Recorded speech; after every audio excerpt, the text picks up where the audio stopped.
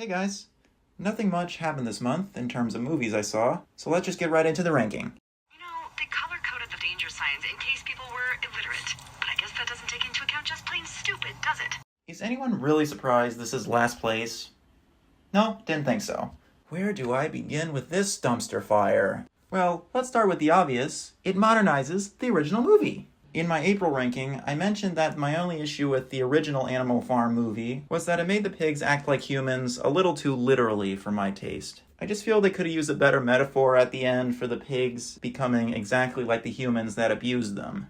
So Animal Farm 2026 does the next worst thing and goes all in with the modern references. Yes, I too like seeing iPhones and Cybertrucks in a movie that's meant to be set in the 1940s. But even when I put that aside, the film is still hot garbage. The pacing is abysmal, the voice acting is bad, the characters are constantly talking over each other. Also, the movie feels so dumbed down compared to the original movie and the original book. Farmer Jones is barely in the film and is never shown directly affecting the pigs at all. Also, they refer to the liquor as naughty juice. In case you forgot, this was a kids movie.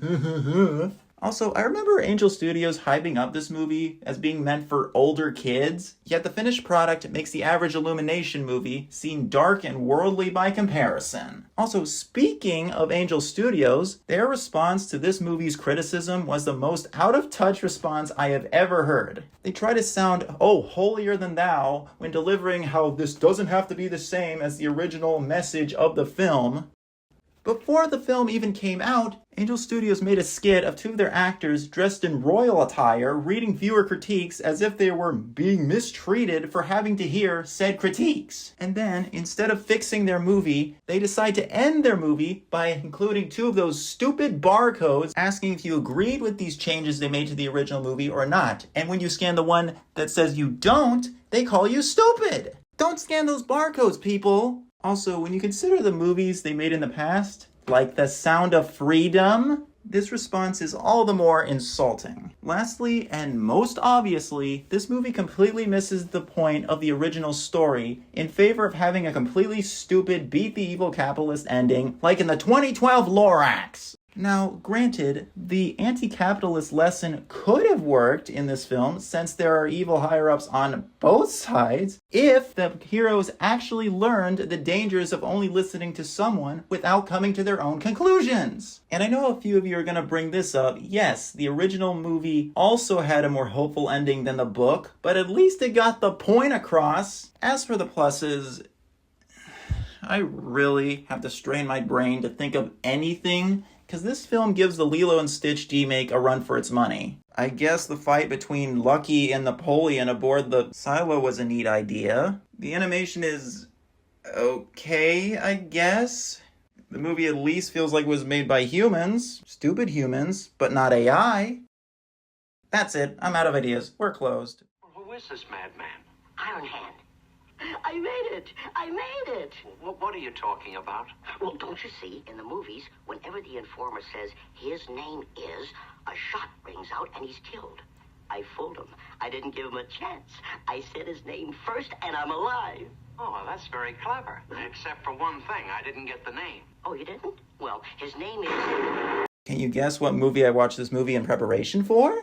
Jokes aside, I previously heard that this was just an 80s B-movie, and I really can't disagree with that claim, as this movie is every generic fictional character comes into the real world movie ever made. Dolph Lundgren gives a bad acting performance for He-Man, as he just sounds bored the whole time. The pacing is really bad as well, as by the time Kevin and Julie first meet He-Man, the movie is already halfway over. Also, we barely get to see the land of Eternia in this movie. Then again, there are a few pluses. Billy Barty plays Gwildor. I'm only bringing this up because Billy Barty cameos in an episode of one of my favorite shows, Get Smart. He also plays the Wizard in Willow. Also, Hans Mar is in this movie, for all you Return to Oz fans. Lastly, Strickland from Back to the Future was in this movie, and he's easily the funniest character in the film. Overall, this movie is average, but not the worst, even amongst He-Man movies. That's foreshadowing.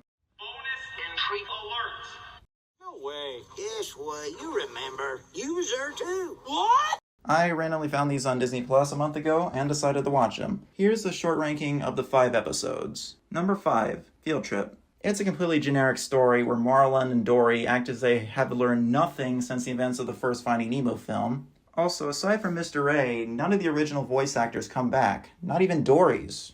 I can't imagine why that is.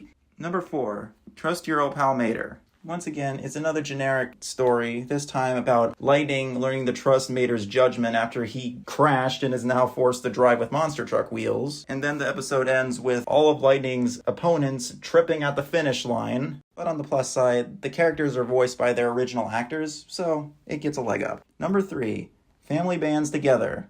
Miguel from Coco returns to the land of the dead and just sings a song before a crowd. The original cast comes back, and it's nice to see Imelda supporting Miguel from the start for a change. However, how did Miguel return to the land of the dead? Did he steal another artifact from someone who died? Number 2, Patience is a Bear. One of Merida's brothers gets turned into a rock after visiting the Will-o'-the-Wisps, and Merida has to find a way to bring him back. I like how the writers ham up how Merida acted in the original film. Also, they brought back the witch. Number 1, Pizza Night. While this also has a pretty silly story, it does bring back the original cast, including Jason Lee as Syndrome. Yes, it makes no sense for Syndrome to be here, as he'd be dead at this point in the movies, but it's still great hearing Jason Lee's voice again. Overall, though, these are meant for little kids, so they certainly aren't going to be that memorable to watch as an adult. That's how you know I grew up in the 90s. Tell me you're 30 without telling me you're 30. Are you guys taping it? I remember watching this movie many times as a kid on the Disney Channel, but that was well over a decade ago, so I felt like it was about time I gave it another rewatch. Long story short, it's a story about a father who's recently lost his wife, suddenly acquiring a smart house, which then goes haywire, as in every one of these kind of movies. Firstly, I like the unique take on the AI gaining sentience cliche. I like how the whole conflict ties into the protagonist Ben coping with the grief over losing his mom. Also, not a pro or a con, but this movie very much feels like it was made in the late 90s with the Y2K computers and pagers and dial-up. However, the romance between Nick and his new girlfriend Sarah is very rushed. Same with the whole climax of the movie. However, overall, the movie is fine. Bonus entry alert. Look at this stuff. Isn't it neat? Wouldn't you think they cut off my feet? This month, my high school had a Little Mermaid play, and as you'd expect from a school play, it isn't the best. The mics are constantly clipping, several scenes are cut out due to not being able to be pulled off on stage. However, Chef Louie was pretty funny. Also, it was my high school that made this, so it gets some brownie points from me. I'm a pretty mermaid, not a prime minister. I first learned about this movie from one of Colin Looksback's Disney villain retrospective videos, and because I got bored on a trip, I decided to watch this special. The first thing I really liked about this movie was that most of the characters are voiced by their original voice actors. The only exceptions that I noticed was King Triton, who's voiced by Jim Cummings, Snow White, who sounds like Minnie Mouse, and Iago, who sadly isn't voiced by Gilbert Gottfried. But we all know why that is. I also like this special's takes on some of the characters, specifically Snow White, who is a complete psychopath in this film. Lastly, I like the interactions between the characters from different Disney movies, like Moana impressing Mr. Smee when she cleans the deck of his ship by accident while outwitting the pirates. Granted, this movie isn't deep, as the characters don't really learn much outside of the cereal box believe in yourself lesson. Also, the characters occasionally BS their way out of situations, like when the protagonists get chased by a bear and fail to escape right before Snow White suddenly realizes she could talk to animals. But by LEGO TV special standards, it's pretty good. How can my approval ratings be this low? I was very popular in high school. I've cut taxes for a lot of very influential friends. What more do people want? For some reason, I never watched this movie despite me not having anything against the marketing they used. But since another Hunger Games movie is coming out this year, I felt like it was time I gave it a watch. This is a prequel showing how President Snow became who he is in the Hunger Games movies. I like how this movie appears more old school than the previous films, yet still appears like it's set in the future. Also, unlike a lot of other villain origin movies, this feels a lot more believable. A lot of the interactions in the first 4 Hunger Games movies hit considerably differently when you consider the interactions between Snow and Lucy in this film. Also, also. Compared to the original movies, this is very dark and doesn't hold back at all on the gruesomeness, yet somehow doesn't go overboard, like when a pit of snakes is dropped into the games. However, I would consider this the weakest of the 5 Hunger Games movies, and a big reason for this is that Lucy is just not likable as a character. Nothing new for her actor, but considering this is meant to be a character the audience connects with, it doesn't work. Also, the song she sings just isn't my thing. I'm not a fan of country music. And the movie gets a little more boring towards the end when Snow is exiled from the games. I do find it funny, though, that we got a movie with both Rachel Zegler and Peter Dinklage in it in 2023. It comes with a summer storm. Snow. Long before The Adventures of Tintin, Spielberg produced another animated film. The first thing that stood out about this film is that despite being pretty short, it has really good pacing. Also, I was a little annoyed by the Goose character played by Bob Hoskins and the polar bears voiced by Phil Collins of all people, but over time they became more endearing characters as they helped Balto on his trip. But the biggest standout about this movie is the very dark subject matter of a girl suffering from diphtheria. Each failed attempt to save Rosie adds to the tension. As for the flaws, I will admit the villain is just a stereotypical jerk character, but overall, this is another great movie from Spielberg. I don't know what I'm gonna do. College. Yeah.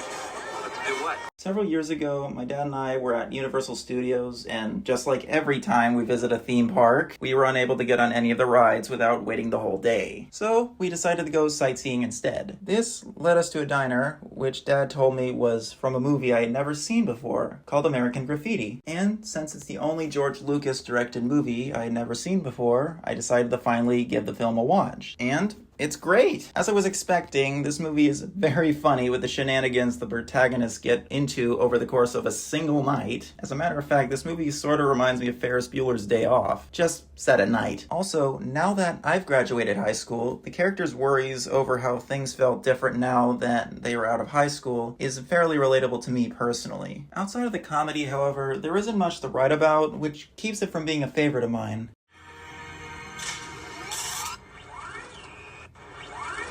I'm just having a couple of problems with it. What kind of operating system does it use? It's Vista. We're going to die. Since another Mortal Kombat movie came out this month, I decided to watch the original 1995 Mortal Kombat movie. And it was a memorable experience, to say the least. Firstly, despite the cringy acting his actor had, I like how Raiden is portrayed as a mix of stoic and silly. And aside from that, the other characters act the way they do in the games. Lastly, I like that from the opening shot, it's apparent that the writers were fans of the original game, since the Mortal Kombat theme plays in the opening credits. Admittedly, the effects are really bad, and the movie itself is a little too short, but still, this is a fun movie to vibe with. What was that old salamander's name? Oh yeah, Bones. It was a close call between these two movies. However, this is a better movie compared to the 1995 version, even if it's not as good of an adaptation. Just like the original movie, this is really fun to vibe with. I was laughing this whole movie, and a big reason for why was the character of Johnny Cage, played by Bones from Star Trek 2009. There are quite a few flaws. Raiden is a little boring compared to his portrayal in the 1995 movie. Cole is killed off, which is disappointing when the previous movie was spent setting him up as a character. And lastly, Sing Shun is barely in the film. But still, after Animal Farm, this was a breath of fresh air. But at least when your son or daughter is done with the game, they'll know everything about the number 6 and nothing else. I was counting on this being the 10 out of 10 movie of the month, and at first, I was worried it wouldn't, as it took a little while to get going. However, it certainly got better as it went along. This movie reminds me of The Holdovers, and while not as good as that movie, it's still a masterpiece. I love the interactions between Will and Sean, specifically that scene at the end, which I won't spoil, because everyone should watch this movie at least once. All I can say is it's some of the best acting I've seen in any movie ever. My only issue with this movie was that Skylar was a little annoying, but that might just be because of her accent. This was before I realized she also voiced Jane in Tarzan.